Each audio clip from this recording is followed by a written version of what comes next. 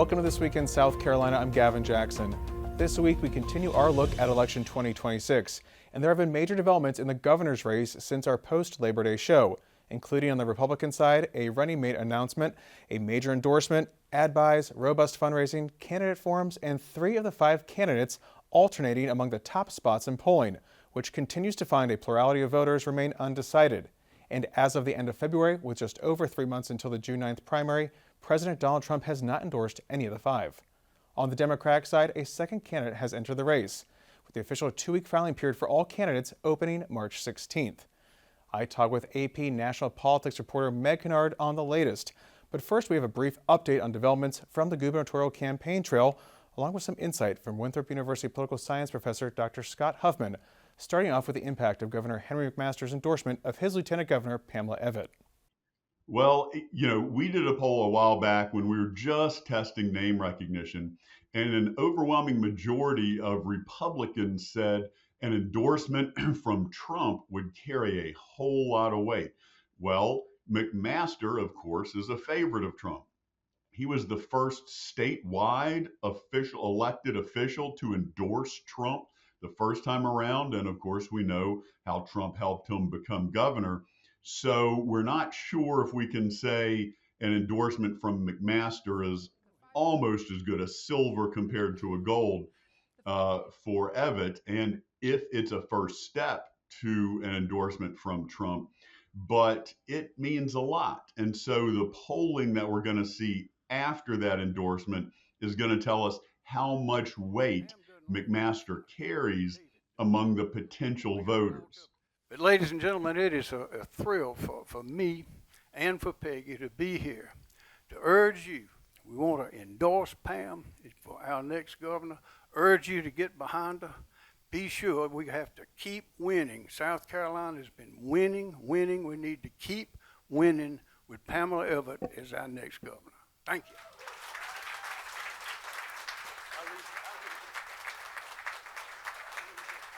So the biggest thing I've learned from the governor is that communication, cooperation, and collaboration means a lot. And you can see, because we've had win after win here in South Carolina and success after success, working alongside with the General Assembly to get things done. That's what the people of South Carolina expect. That's what they're used to. And that's how we've continued to grow and be the powerhouse that we are. The event was a made-for-TV moment that also prompted a new ad from the Evette campaign that dropped this week. Another warrior is your Lieutenant Governor, Pamela Evette. Bringing President Trump's agenda to South Carolina, Pamela Evette. Lieutenant Governor, Pamela Evette. She's fantastic. Banning sanctuary cities, defending life and the Second Amendment, protecting women's sports, and now endorsed by Governor Henry McMaster. We keep winning with Pamela Evette as our next governor. Business leader, America First Conservative, Pamela Evette for governor. Your Lieutenant Governor is going places. You do know that, right? The same day as McMaster's endorsement, Attorney General Alan Wilson dropped his first campaign ad. When the far-left Democrats came after Alan Wilson, they didn't count on him having the courage to fight back. When I defended President Trump in the late 2020 after the election was over, I had over 30 complaints filed against me to take my bar license. It took me 4 years of defending myself from people who on the far left who were trying to take my livelihood, prevent me from being your Attorney General because I had the guts to stand up for our president. But that's the kind of courage you need as governor. Alan Wilson, courage under fire, a fighter for South Carolina. In January, Wilson became the first candidate to announce his running mate, car dealer and Florence Republican Senator Mike Rickenbach, who has represented the PD County since 2022. And we will work for affordability for families, profitability for businesses, and stability for our communities. Because all the wins of great infrastructure, it's important. Great jobs, it's important. Workforce development, education, those are all so important. But if people don't feel safe, if they don't feel safe, it doesn't matter nearly as much. Alan Wilson, the narrative around him has very much been defined by Nancy Mace's attacks on him. And this is one way, making proactive moves that he can reclaim the narrative. And he's going to have to continue to do that because I don't see attacks against him abating anytime soon. His family name is so well known. He's going to be a primary target. And that includes, I think, when Ralph Norman really gets in the race. So it's a way of taking back the narrative when you make announcements in the way Alan Wilson has. Those who are claiming to be conservative have just switched. We're going to call them out on it. Now, this is what separates me from really every other candidate in this race. I will try to work with the legislature, but bottom line, we're going to get our infrastructure fixed. We're going to get our education fixed. The dollar ought to follow the child. And we're going to get the judicial, the way we select judges. We're only one of 2 states. Now, if they go along, fine. If they don't go along, we're going to have a debate in every city, in every county, and I will tell you how they vote, not what they say. They're all nice people, just like everybody running. We just have a difference of opinion on how to bring this state forward. First District Congresswoman Nancy Mace was invited but unable to attend the candidate forum in Greenville on February 23rd, but has been using the airwaves to talk about national issues and even got a shout-out last year from President Donald Trump at an event Evitt also attended. Nancy Mace. Where's Nancy? Here's something. Oh, are you a believer in what we're doing, Nancy? Nancy takes it on right from the start, right? Would you like to say something? Would you like to say we're doing the right thing? Good. Good. Thank you very much. Thank you, Nancy. While not all of Mace's press has been flattering, she continues to roll out initiatives she wants to implement as governor. Like for all candidates, many issues they want to tackle would require legislative support. Work with the legislature. I mean, I would work with them on drafting bills. We'd have weekly meetings on what we're working on to implement this agenda, finding what the challenges are. I would be very involved. I'm very hands-on. I don't even have a chief of staff. Like we have, like in my offices and in every race I've run, I have a very flat organization, and I like to be involved legislatively with policy, but also use the bully pulpit, but in a way that is constructive, not in a way that is detrimental to what's happening. As you saw yesterday, I called out Senate Judiciary, and I think people will get excited about what I'm proposing and the pressure from the bully pulpit that I have, but also the people of South Carolina, educating them on what's going on and what's not happening, I think could be very exciting. And we've seen the ability of people to come together and really get things done. Spartanburg Senator Josh Kimbrell, who has raised little money and consistently polls last in the field, spoke at the Greenville event. The reality is, the question is, are you going to stand with the status quo or you try to disrupt the status quo? And this goes back to what I said in my opening answer with you. There's 1 or 2 ways to do this. You can go in and say, I'm going to burn the house down, I'm going to burn it all to the ground. Okay, good luck. You're not going to pass anything. You've got to work from the inside out. So there's a lot of good people in the legislature. I see a lot of them in the audience today who are reform-minded folks. You've got to be able to push your reform agenda. It's one thing to scream at the wind, pitch a fit, object to everything. I object sometimes when I need to, but you've got to be able to advance policy legislation. There is no substitute for victory, as General MacArthur said, and having legislative experience does not hurt because that's where most of the change is going to come from. On the Democratic side, Richland County Representative Jermaine Johnson jumped in the race in late October. Rural hospitals are closing down. Individuals are dealing with so many problems right now. South Carolina has over 600 unsolved murders just since 2020 alone. We are in trouble in this state. We are dealing with so many problems that we have not seen. We know that in South Carolina, for 22 years, this state has been under a single-party Republican rule. In this most recent session, a supermajority in the House and a supermajority in the Senate. Johnson is a consultant, a married father of 4, and has been an outspoken House member since being elected in 2020.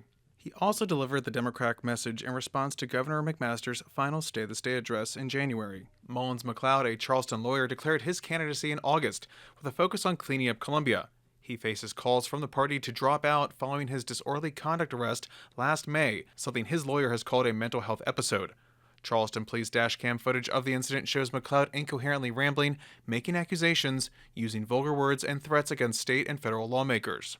But you see, servant leadership is a different type of leadership. It requires sacrifice. And that's exactly what I'm willing to do, because I believe the people of South Carolina deserve a governor that belongs to them and nobody else. I believe the people of South Carolina deserve a governor who will do their bidding all day, every day, and twice on Sunday. And I believe the people of South Carolina deserve a governor who cannot be bought at any price. Joining me now is AP national politics reporter Meg Kinnard to discuss the latest on the campaign trail here in South Carolina. Meg, welcome back. Always good to see you. It's so good to be back. Now, I know you are a national politics reporter, so you are covering everything D.C. and the rest of the country, but you are based here in South Carolina, which we cherish. We love that because you know the state so well. Never leaving. To that effect, you are covering the governor's race a good bit as well. You were at that announcement with Governor Henry McMaster last week, where he endorsed Lieutenant Governor Pam Evatt. I want to ask you, we were both there, I want to ask you what you thought about that announcement and how big of a difference you think that will make on the campaign trail, this five-way race that we're looking at right now. Yeah, I mean, we're just now, even though we've been talking about this for a very long time, we're just now entering that space where voters are sort of starting to pay attention.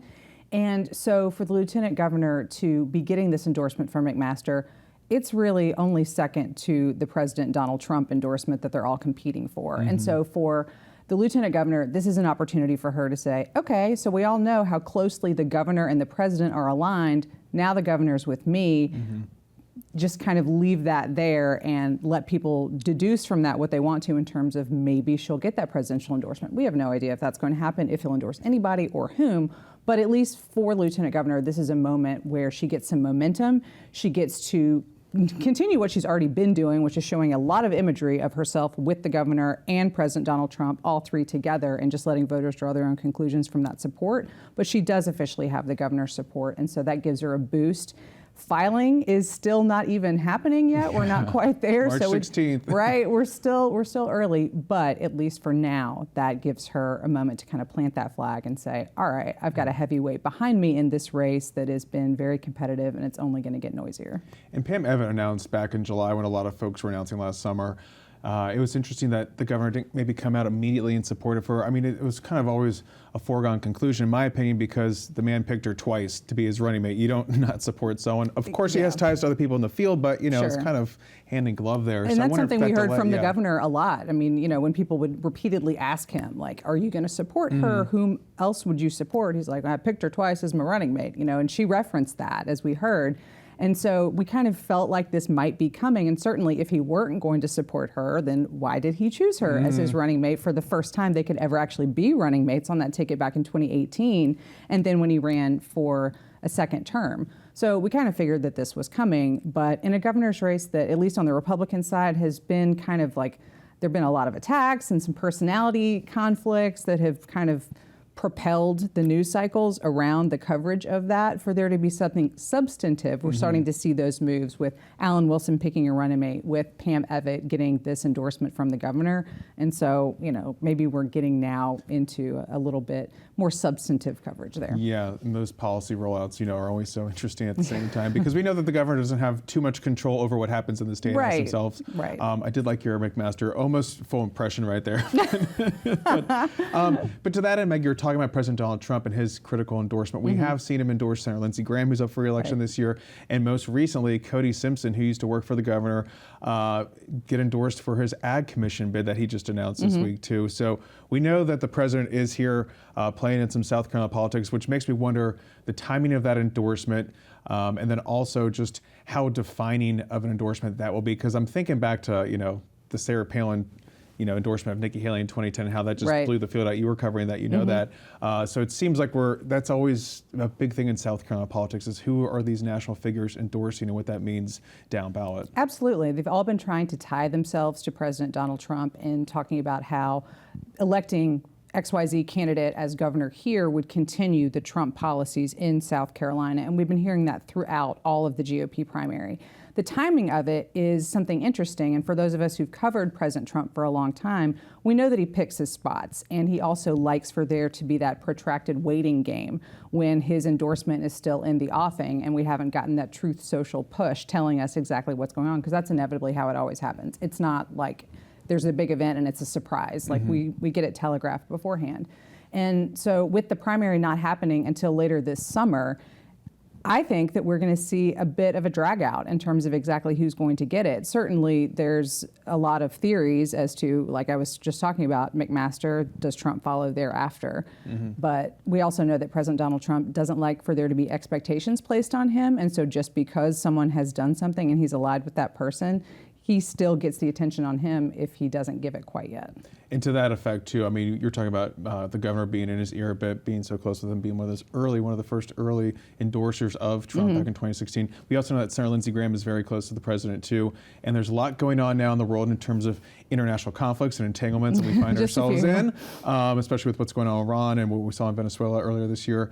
So I would also think that Graham, who is a McMaster guy, and if you want to correlate that with support for Pam, he has not endorsed her. I don't know if people want Lindsey Graham's endorsement per se, as much as he is a figure. His popularity is not as strong as folks like Tim Scott or the governor. But if you kind of correlate that, I would wonder if maybe Lindsey's also talking to the president and be like, well, you know, if you want to do this, here's who I would pick. He does spend an awful lot of time with the president, both professionally and personally, as we know from golfing and taking trips. And Senator Graham is down in Florida a good bit, down at Mar-a-Lago, and playing golf with the president other places. So I'm sure that those conversations are happening for sure. We do know from a lot of years past that President Trump does rely on Senator Graham for advice from time to time. And Graham has talked about how he feels that he has this space where he's able to kind of give Donald Trump a sense of the temperature of what's happening outside of Washington or outside of Mar-a-Lago and in more of real America. Senator Graham is facing some primary challengers. We have seen him face challengers in the past and just win outright in the primary without even going to a runoff. He has, I think, around like $14 million in the bank.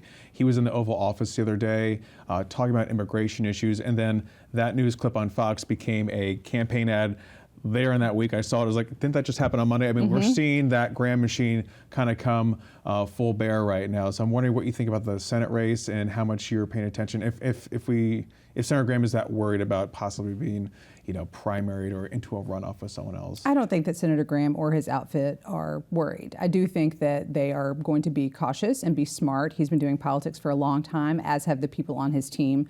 And so they kind of understand the timeline and the cadence of when you want to peak during an election cycle. And with an active primary, you're right. Senator Graham still does have to face opponents on the Republican side of things before he gets to the general election.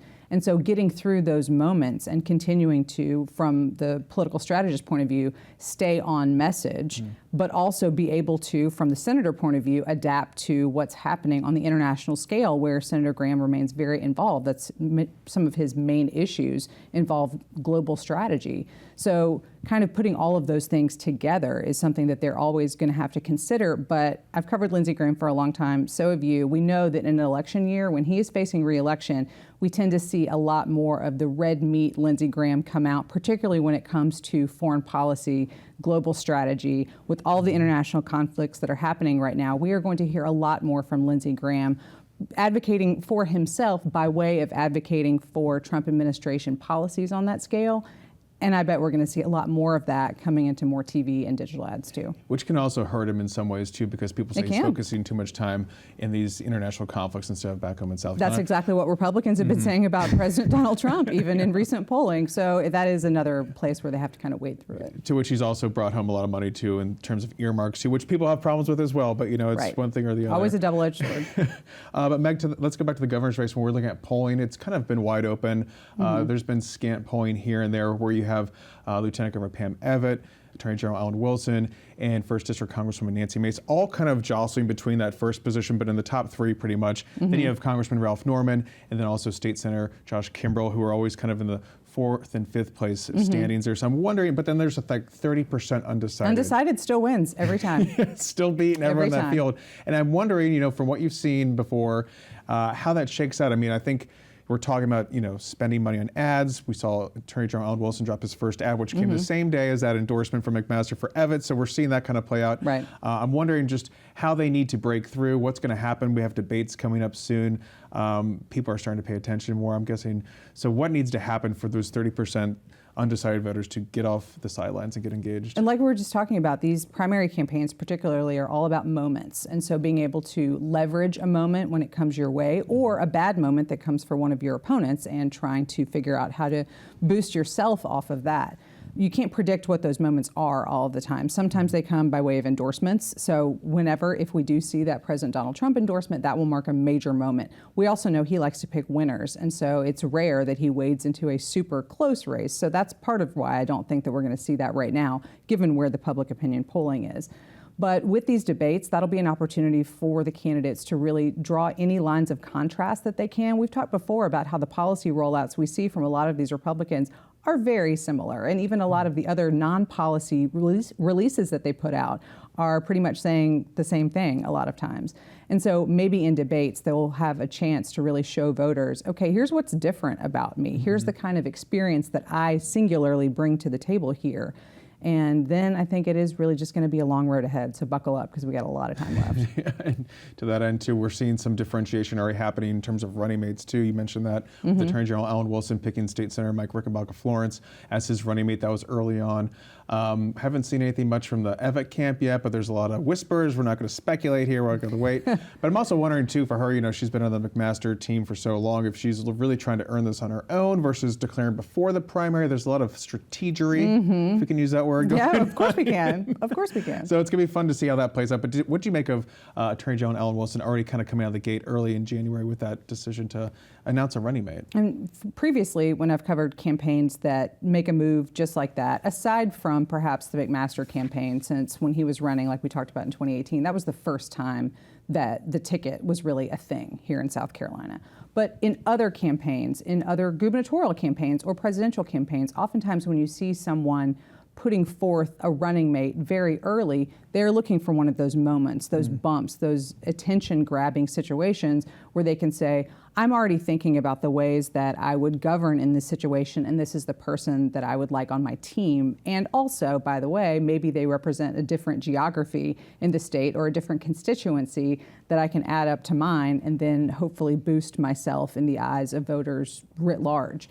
So I think that's probably what we're seeing. I don't think that there's any need for Lieutenant Governor to be rushing forward with a running mate, because you're absolutely right. She is trying to show South Carolina that she wants to continue the success of Governor McMaster, but she wants to be the leader in that role. And so voters still need an opportunity to consider herself as an individual candidate, not just the governor's running mate, before she starts to pick her own. Yeah, because Wilson's been around much longer than Evett has. But at the same time, it kind of brings back, again, you were mentioning how McMaster was the first governor to be able to pick their running mate back in 2018.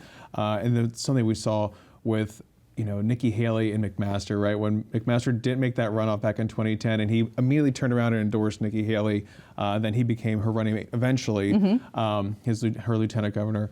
So it's interesting to see how that works out and how, again, McMaster knows really kind of where political winds go. I mean, talk about Trump in 2016, Haley in 2010, and maybe his luck will continue with his running mate going forward. But just never know. I want to pick up and go to the first congressional district race, because it has gotten attention from the DCCC in terms of it being a competitive race in their eyes. Even though the district went 57% for Trump in 2024, it has been redistricted to be more conservative. This is not your 2018 Joe Cunningham Democrat district flip of 40 years. I'm not going to make you name all the candidates on both sides, because I don't think we have an exhaustive list yet. We're going to wait till filing really closes. Because there are a lot on both sides, and a lot of people saying one thing or the other. How do you read the first congressional district, especially when you see ratings from different news agencies and folks versus what you're hearing from the DCCC and what people are hoping and wishing for down there? It's certainly, of the districts that we have, aside from Congressman Clyburn's district, but of the Republican-held districts, it's the one that's most attractive to Democrats. They would love to have that back in their hands. It hasn't happened since Joe Cunningham. You noted there's been Republican-leaning redistricting that makes it a safer hold, basically, for the party. But it's still the one that Democrats would like to have. And I mean, there are a lot of districts that they would like to have. But in a circumstance heading into these midterms where there are some more closely divided districts across the country, yes, DTRIP may be putting some resources here, but I don't think it's going to be one of their number ones when there are other places where they really do have a much better chance to not just chip away at Republicans' lead in the House, but to perhaps take over for Democrats after these midterm elections. So I think we're going to see some attention. I don't think it's the level of attention that the Democrats vying for that seat would love to have, because ultimately they're not really going to be as competitive as some of those districts in other places. Yeah, and we'll get through that primary in June and see what the general looks like and how that might play in people's favor in that map and resources going forward. But Meg, just wrapping up, when you look at the national environment here too, we were just kind of mentioning that we've always talked about this. Like South Carolina is not North Carolina. It's not Georgia. It's solidly red to the detriment of some folks who wish to see it differently. Sure. That's just the way it adds up. So how do you see possible national politics trickling down to the midterms? You know, we also have the 5th congressional district race, which is wide open since Ralph Norman is running for governor. It seems like State Senator Wes Clymer is going to be the dominant force there, the Republican in that case. But that's about it in terms of how things are going. Everything else is pretty much incumbents and I don't want to say a foregone conclusion, but that's just the way the cookie crumbles most of the time. But how do you see national politics, whether it affects these open congressional races or the governor's race, affecting or not affecting how this goes forward? I still think we're going to be hearing a lot of that from all the candidates who are pursuing these races here, whether they be Republican or Democratic.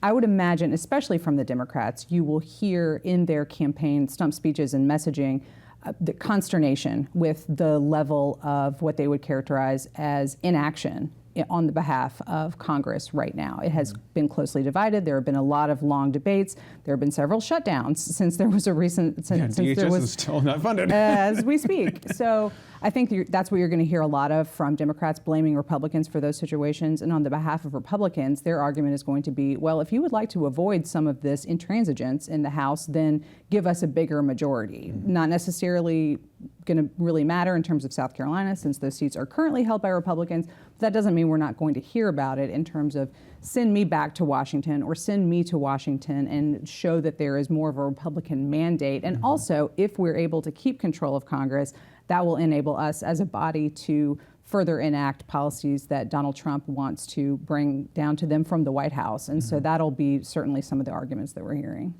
A lot to watch. AP National Politics reporter Meg Kinnard, thank you. Of course, thank you. For South Carolina ETV, I'm Gavin Jackson. Be well, South Carolina.